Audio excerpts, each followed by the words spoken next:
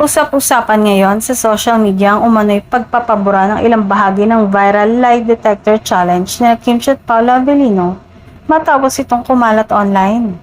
Marami kasing fans ang nakapansin na may mga bahagi raw ng video na tila hindi na makita o na-edit.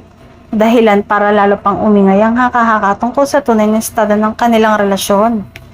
Sa naturang challenge, diretsang sinagot ng dalawang ilang personal na tanong habang nakakabit sa lie detector machine.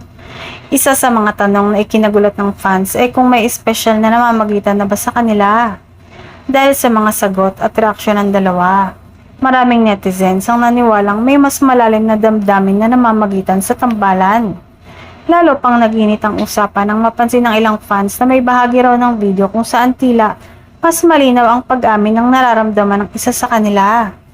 Ayon sa mga nakapanood ng unang version, may mga pahayag daw na hindi na makita sa kasalukuyang kumakalat na clip. Kaya may hinalang pinabura o pina-edit ito. Dahil dito, naglabasan ng iba't ibang reaksyon mula sa Kim Pao fans.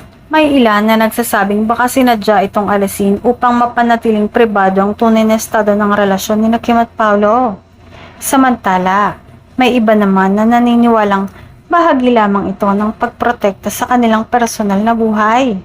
Sa kabila ng mga haka-haka, nananatiling tikom ang bibig ng kampo ni Kim at Paolo tungkol sa isyong ito. Wala pang opisyal na pahayag kung totoo nga bang may pinaburang bahagi ng naturang lie detector challenge o kung simpleng editing lamang ang nangyari sa video. Gayunpaman, hindi pa rin matatawaran ang suporta ng fans sa tambalang Kim Pao.